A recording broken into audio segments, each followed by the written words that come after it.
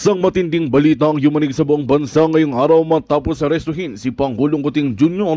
dahil sa mga kasong may kinalaman sa korupsyon. Ayon sa mga ulat sa Department of Justice, isinilbi ang arrest warrant matapos makalap ang sapat na ebidensya kaugnay ng di umano'y maanomalyang paggamit ng pondo ng gobyerno sa ilalim ng kanyang administrasyon. Sa gitna ng kontrobersya, lumantad na rin sa publiko ang kapatid ng Pangulo na si Senadora Amy at inamin ang pagkakasangkot nila sa isang kasong may katiwalian. Sa isang bahayag, sinabi ng senadora na matagal na niyang kinikimkim ang katotohanan, ngunit napilitan siyang magsalita para sa ikabubuti ng bansa. Dagdag pa niya, handa siyang makipagtulungan sa imbestigasyon upang mapanagot ang sinuwang may sala dahil sa magkakasunod na revelasyon na baling ang atensyon ng sambayanan sa Korte Suprema at sa mga institusyong nagsasagawa ng imbestigasyon. Patuloy ang pagtutok ng publiko sa mga susunod na hakbang ng pamahalaan habang maraming grupo ang nananawagan ng ganap na hustisya, transparency at pananagutan mula sa pinakamataas na lider ng bansa. At yan nga ang balitang ating pagkakatutukan. Ngunit bago ang lahat, siguraduhin mag-subscribe at i-hit ang notification bell para sa patuloy na pagtutok sa mga silip ng bagong balita sa tunay na boses ng masa.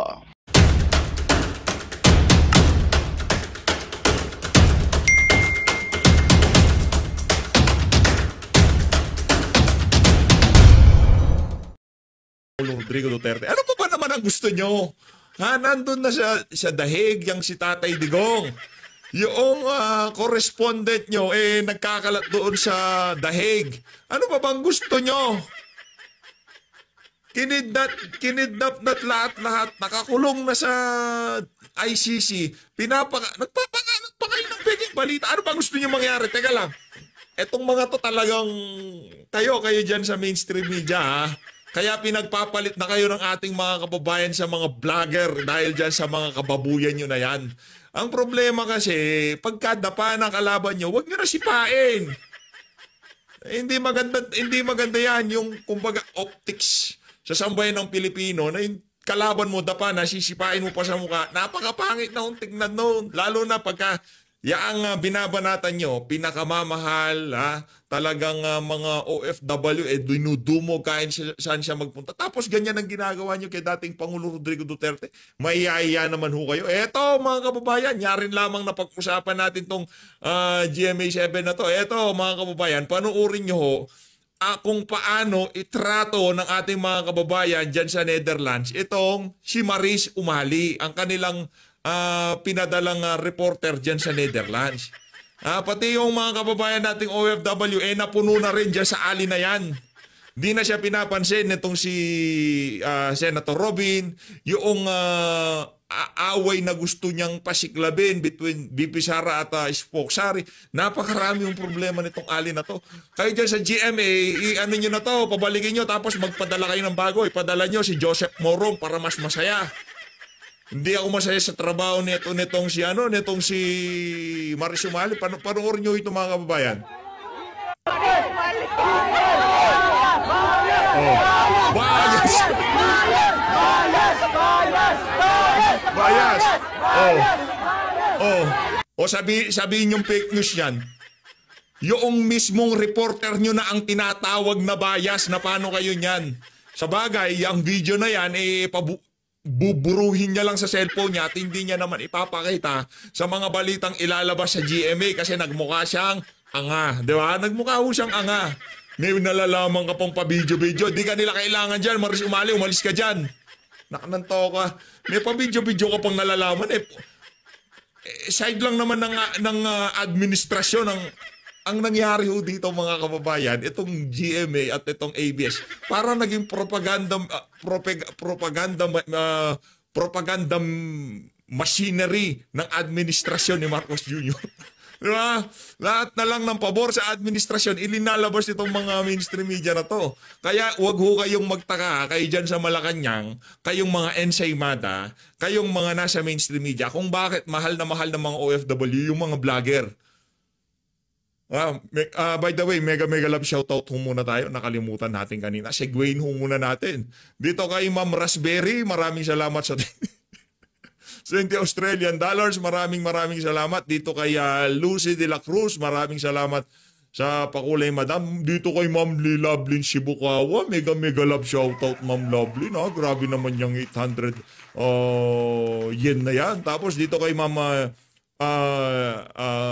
Jordan Gabico, maraming salamat po sa pagsuporta sa PH Update. At dito kay Ma'am Jennifer Popman Romero, mega mega mega mega love shoutout. Yan ang dahilan. Dahil tayo dito, lahat ipinapakita natin. Wala tayo, kumbaga, unfiltered. Diba? Hindi, wala tayo sinasala kung ano yung mga lumabas sa camera na yan, kung ano man yan, bahala na ho kayo yan, paano nyo i-take yan.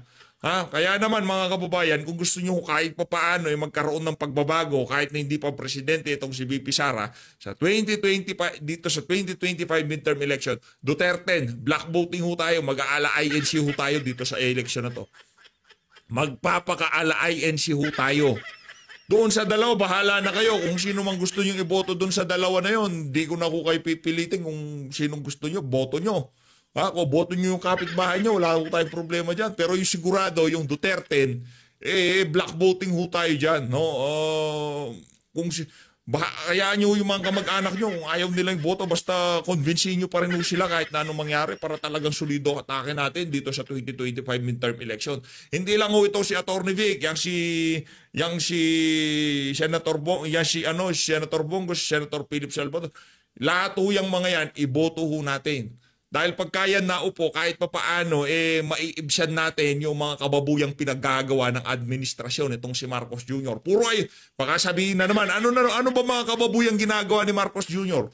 Walang humpay na ayuda, flood control, kulang-kulang na BICAM report na yun ang pinagbasihan para sa ating 2025 budget, pangunguha ng mga pondo sa mga iba't ibang ahensya ng pamahalaan o mga GOCC kung tawagin, kagaya ng PhilHealth at iba pang government owned corporation o kung ano. Yung mga kababuyan na ginagawa ng administrasyon na yan, yung walang humpay na pamumulitika, walang natatrabaho sa Pilipinas dahil dyan sa mga kabalbalan nila, matitigilan ho yan mga kababayan. At dahil dyan, pakinggan na ho natin ang mga punto de vista ng isa sa ating mga iniidolong kandidato. Mapumahusay ho ito. Ito, sabihin ko sa inyo mga kababayan, no? Itong mama na to, hindi ho to kagaya ni Tolentino na pagka nanalo na, wala na ho. Yung kanyang tumulong, sasabihin pa kay Tatay Digong, politika lang naman.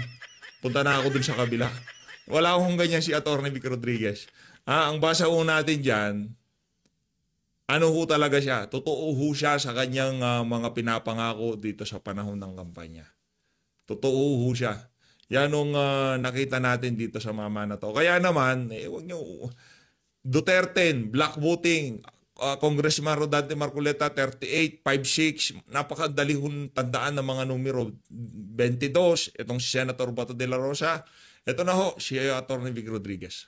Ang dami ko hong nakakausap na ordinaryong tao na paminsan-minsan ay nagpo-post po sa kanilang iba't ibang pahina at sinasabing sila daw po ay naiilang sapagkat parang tila nakaamba ang gobyerno na kapag hindi nagustuhan yung kanilang opinyon sa loobin komentaryo o kung anumang posting ay nanganganib silang makasuhan ng libel or cyber libel.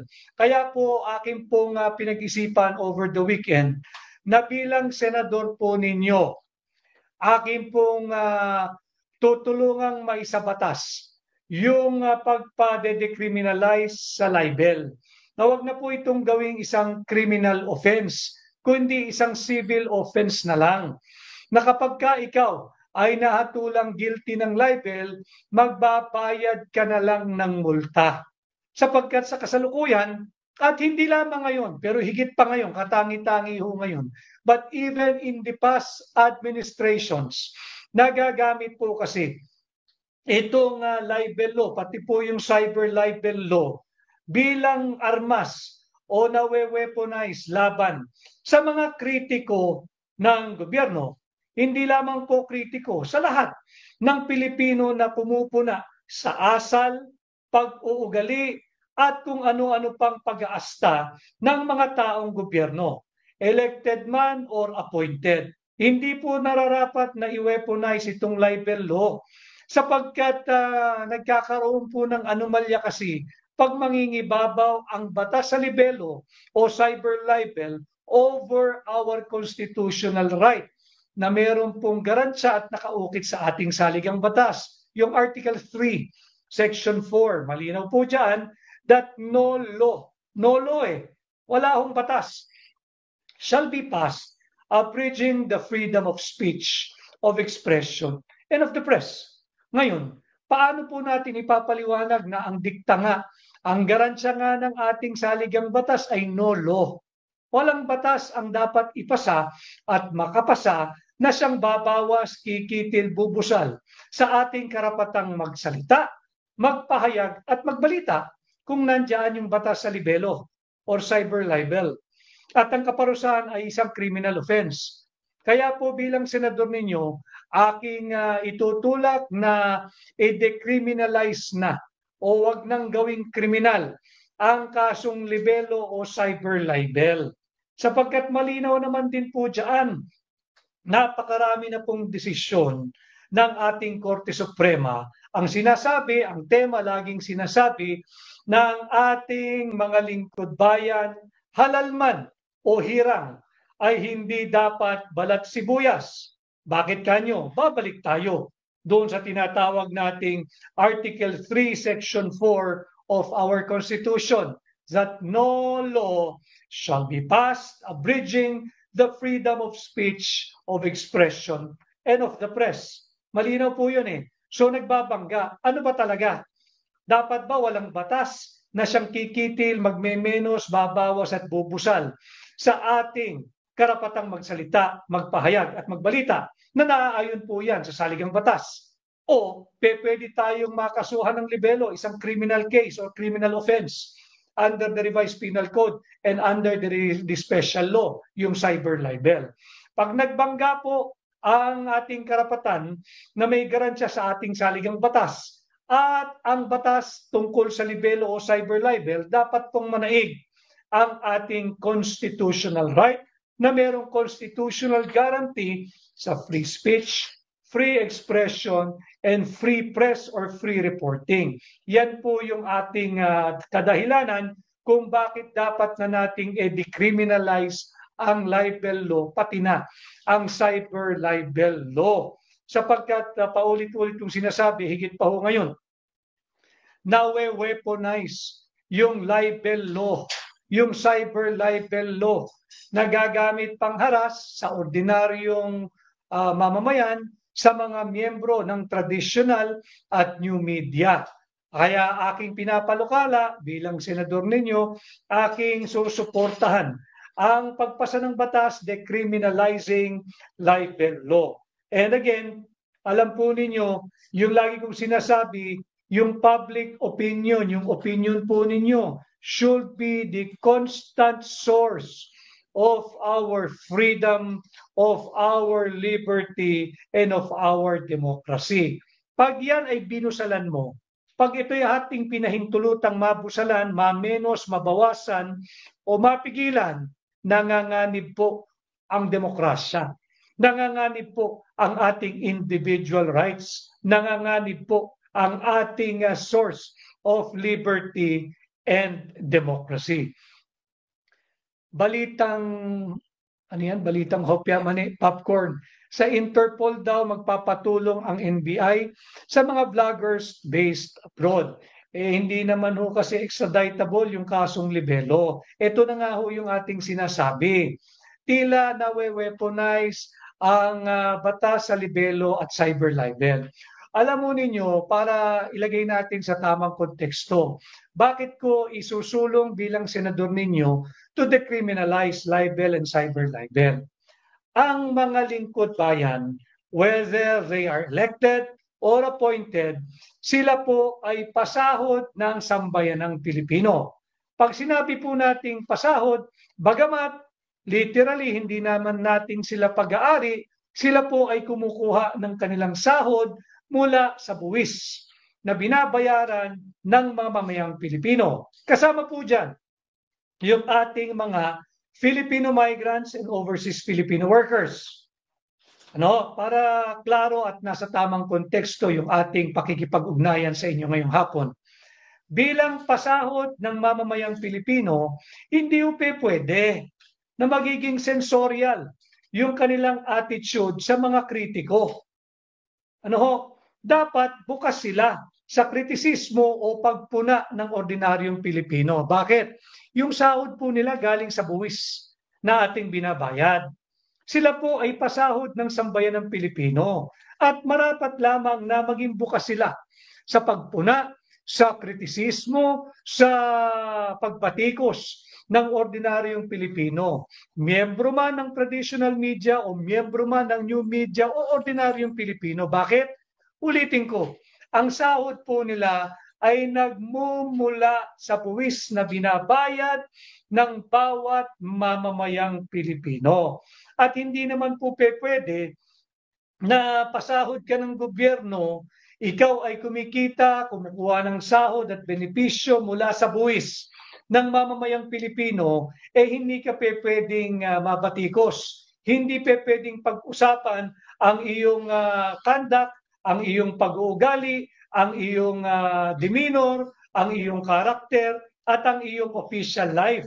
Sapagkat pagka ikaw ay taong gobyerno, ulitin ko, elected or appointed, dapat lamang na malayang mapag-usapan ng sambayan ng Pilipino ang iyong official acts, conduct, demeanor, and character. Hindi pwedeng bulong-bulungan na lang kung paano ninyo binubudol ang sambayan ng Pilipino. Hindi pwede po iyon sapagkat kayo ay kumukuha ng sahod mula sa buwis at remittance na nanggagaling sa ating overseas Filipino workers at Filipino migrants.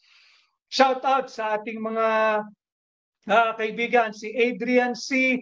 and Andrew C. and Johnson Alvarez from Pasig City and San Juan City. Ganon din sa aking mga pinsan, si Francis at Emma Dairit dyan sa United States of America. Mabuhay kayo. Maraming salamat sa inyong palaging pag-alala at sa lahat ng inyong suporta sa akin. Mabuhay kayo. So naroon po tayo, we have to, bilang senador ninyo, aking sususugan at ipapanukala to decriminalize itong libel law. Ulitin ko, sapagkat meron po tayong garansya sa ating saligang batas, Article 3, Section 4. Ganon din Article 13, Section 16. Malinaw din po yan, the right of the people. Hindi po nagtatapos doon, the right of the people and their organization to a reasonable and effective participation at all levels, sa lahat po ng baitang, sa lahat ng antas ng social, political, and economic decision-making shall not be abridged. So malinaw din po yun, may garansya tayo, Article 13, Section 16 ng ating konstitusyon. Pero ang pagbinasa po ninyo, yung batas natin sa libelo, meron din po tayo yung isa pang provision sa ating saligang batas, yung presumption of innocence. Ang tao pong nakakasuhan ng isang criminal case ay presumed innocent until proven otherwise. Subalit, pag binasa at inaral po ninyo yung batas natin sa libelo, kabaliktaran po Ang presumption doon may malis o may malis siya agad. Yung inaakusahan ng libel. Kabaliktaran doon sa constitutional guarantee na you are presumed innocent until proven guilty. Dito sa kasong libel, kabaliktaran pag ikaw ay kinasuhan ng libel, you are presumed to have written or manifested or said something that is malicious and libelous. No, nabaliktad po. Papatunayan mo ngayon na hindi malisyoso yung iyong imputation, yung iyong nasabi, yung iyong isinulat. Bakit nagkaganoon? Sinasabi sa ating saligang batas that you are presumed innocent until proven otherwise. Kaya dapat siguro na pag-aralan itong maigi, pero ako'y kumbinsido bilang senador ho ninyo, number 56 sa balota, Attorney Vic Rodriguez, number 56, I will work for the passage of the law, of a law decriminalizing libel. Gawin na lang nating kasong sibilyan. Hindi naman ibig sabihin ay wala ng remedyo yung mga pribadong tao na mabibiktima ng libel or cyber libel. Hindi po. Meron pa rin. Pero wala na yung imprisonment. Wala na yung pagkakakulong. Hindi na ito kriminal, kundi isang kasong sibil. Pagmumultahin na lang. Pag-aralan natin, siguro yung halaga ng multa, lakihan natin para naman magtanda at magsilbing aral doon naman sa talaga namang walang gawin, kundi ay manira at makapanirang puri lamang. Sapagkat kahit po sa jurisprudence o yung mga naging desisyon ng ating Korte Suprema, dalawang uri po kasi yung ginagawang sukatan. Pagka ikaw po ay taong gobyerno, whether elected or appointed, iba po yung batayan ng ating korte. Halos wala nang epekto yung libel or cyber libel case. Dahil nga, paulit-ulit natin sinasabi, yung Article 3, Section 4, no law shall be passed abridging the freedom of speech, of the press, and of expression. Ganon din o, paulit-ulit sa desisyon. Napakaraming desisyon o ng ating Korte Suprema na yung mga public officials, yung mga public officers, whether elected or appointed, ay hindi po dapat palat sibuyas. Sapagkat kayo po ay pasahod ng gobyerno. Yung inyong benepisyo galing sa buwis ng mga mamamayang Pilipino. Yung inyong pong sahod at benepisyo ay nagmumula sa remittance ng ating mga Filipino migrants at overseas Filipino workers. So may bangga po yung ating karapatan dyan eh.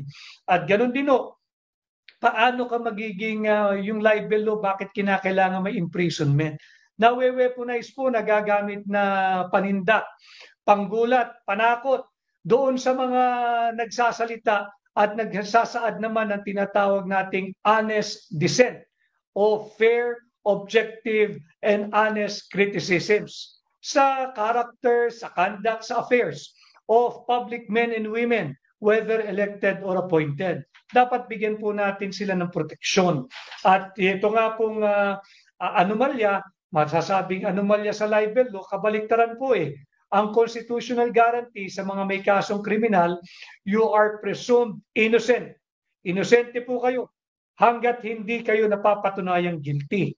Ang problema, dito sa libel law, ang presumption ay may malisya kayo agad. Malisyoso yung inyong ginawang pananalita, yung inyong ginawang column o pamamalita o pagsusulat o posting sa social media platform. Kabaliktaran. Ano na nangyari? Doon sa lahat tayo may presumption of innocence until proven otherwise or until proven guilty. Yan po yung kadahilanan na over the weekend, ang dami ko pong nakaharap na personal, ang dami ko pong natanggap na mensahe, pati yung mga tumatawag. Ang nagiging issue po namin over the weekend, talagang madami. Kaya sabi ko, itong magandang pag-usapan din ngayon, ay natatakot sila doon sa libel or cyber libel. Dapat po yan talaga ay kasong civil na lang or civil case na lang. Pagmultahin, wala nang imprisonment dahil sa kasalukuyan po, ang imprisonment pong, ang kaparusahan po dyan, pag ikaw ay nakonvict sa libel, I think ay at least 4 years to a maximum of 6 years imprisonment. Tanggalin po natin yan. Yan po ang aking isusulong, yan po ang aking itutulak, yan po ang ating isasabatas bilang senador ninyo. Dagdag pa, doon na sa mga naunang sinabi ko na ating babaguhin yung plunder law, ibababa natin yung threshold from 50 million to 1 million pesos na lamang. Nandyan din yung pagsasabatas at pagbabalik ng death penalty bilang kaparusahan sa lahat ng mahatulang guilty sa kasong plunder. Nandyan din yung ating pagsasabatas ng pag-amenda sa batas na lumikha sa PIDEA, ating palalakasin ng PIDEA, atin silang bibigyan ng kapangyarihan na isailalim ang lahat ng taong gobyerno lahat, appointed at elected, lalo na yung elected, sumailalim sa taunan or once every 2 years sa isang hair follicle drug testing para makasiguro tayo sa lahat ng ating namumuno mula sa pinakamataas hanggang pinakamababang antas ng serbisyo publiko, isasailalim natin yan. Palalakasin natin ang mandato ng PIDEA. At dagdag nga po dito, yung ating pinag-uusapan ngayon, decriminalize libel law. Para naman po, hindi na bubusalan, hindi na memenos, hindi na babawasan, hindi natatakot ang ating mga kababayan, miyembro man ng traditional media, miyembro man ng social media o ordinaryong Pilipino na nais lamang magpahayag ng kanilang saloobin, ang kanilang honest, open, and objective dissent or criticisms sa mga conduct, pag-uugali o ginagawa ng mga taong gobyerno o maling pulisiya ng ating gobyerno ay hindi po tinatakot sa kasong libel or cyber libel. Ditin ko, meron din po kasi tayong Article 3, Section 7. Malinaw din po yan sa ating saligang batas. The right to information of all the people on matters of public concern shall be recognized. Meron po tayong karapatan na malaman ang mga bagay-bagay sa ating pamahalaan, sa ating gobyerno, yung ginagawa ng ating mga opisyal, elected man or appointed, meron po tayong karapatan dyan. At yung Article 13, Section 16, meron din po tayong karapatan. Malinaw po yun, hindi naman nakalagay pribilehiyo eh. Meron po tayong karapatan maging bahagi sa lahat ng usapin, sa lahat ng antas, lahat ng baitang na may kinalaman sa social, political, and economic decision-making shall not be abridged. Ano po yung social decision-making? Halimbawa po dyan, yung issue po ng 60 billion pesos na PhilHealth Fund. Huwag po tayong lalayo, huwag nating kalimutan yan. Bagamat nagbabaga ang usapin sa illegal na pag-aresto kay Pangulong Rodrigo Roa Duterte, huwag po nating kalilimutan, huwag po nating ibabaon sa limot yung mga mahalaga ding usaping panlipunan. Kagaya po nung 60 billion pesos na PhilHealth funds, last year po yan. At sa kasalukuyang taon, itong unconstitutional 2025 budget. Kung last year umalma na po ang higit na nakararaming Pilipino dahil tinangayan, kinuhaan ng 60 billion pesos ang PhilHealth ng ating pambansang gobyerno, yung national government, ngayong taon, binigyan po ng zero funding. Wala pong binigay na pondo ang pambansang pamahalaan, ang Kongreso sa PhilHealth. Ito po yung social decision-making na dapat sana ay kinonsulta yung mga stakeholders. Kayo po yun. Kinonsulta yung mga eksperto. Kinonsulta yung mga empleyado sa pribado na hindi nyo pa ho nakukuha yung inyong pinaghirapan tuwing kinsenas at katapusan ay binabawas na po yung inyong mandatory contribution sa PhilHealth funds. Kaya MSOFEL, Tony, bakit po parang pinaburan ang sa BICAM, lahat po ay nag-aabang. Pasensya ka na at MSOFEL, hindi ko masagot ng diretsyo sapagkat ako yung petitioner sa kaso dyan sa budget, yung ating sinampa sa Supreme Court. Pero na-move nga po yan sa May 19 na naghahanda yung ating mga abogado at meron talaga akong saloobin sa bagay na yan. Subalit tayo'y pinalalahanan ni Senior Associate Justice Marvic Leonin na maging marahan sa magiging pagkokomentaryo bilang petitioner, ganun din yung mga abogado sa kasong ito. So, sang-ayon ako sa sentimiento mo. Kaya lang bilang pagtupad doon sa paalala ng korte, hindi ko muna banggitin yung merito nung kaso. at alam kong nauunawaan ninyo ako. Pero dito muna tayo, nahahagip naman natin nga yung issue ng 60 billion sa PhilHealth at ngayon nga, ngayong taon, zero budget to. Huwag natin kalilimutan yung milyong-milyong Pilipinong miyembro ng PhilHealth. Huwag ninyong kalilimutan yung 60 billion pesos na kinuha ng national government mula sa PhilHealth. Yan po ay dininig na ng Korte Suprema, narinig din ninyo, podcast ba tawag doon, narinig natin yung ginawang pagdinig diyan sa Korte Suprema ng oral argument, narinig natin ang kung paano na-discover yung paglipat-lipat ng pondo at paggamit ng pondo diyan sa Panay, Guimaras at Negros Highway or Bridge na fully funded pala ng isang bangko mula sa Korea. And yet, pinupondohan pa rin. Fully funded na nga eh. Fully funded na, na-release na yung pondo. Wala pa rin yung bridge o wala pa rin yung daanan. Tapos pupondohan pa muli. At bukod po dyan, yung napakahigit na malaki, ngayong 2025, wala pong ibinigay na funding para sa PhilHealth. At kaya ko pinapaalala sa milyong Pilipino na miyembro at mandatory ay nagko-contribute sa PhilHealth. Hindi po yung mga taong gobyerno na ang aking kausap dito. Kung hindi, yung mga nagtatrabaho sa pribadong kumpanya. Alam niyo po ito, hindi niyo pa nahihipo, hindi niyo pa nakukuha, hindi niyo pa napapakinabangan yung inyong pinaghirapan tuwing kinsenas at katapusan. Bawas na yung inyong Magandang balita ang hatid namin sa inyo ngayong araw. Sa pagtatapos ng aming balitaan, nagbigay kami ng mga mahalagang impormasyon. Maraming salamat sa pagtutok at pagsuporta sa aming programa. Huwag kalimutang manatili sa mga susunod na araw para sa mga bagong balita at mga kwento na dapat nating abangan. Mula sa Boses ng Masa, magandang araw Pilipinas!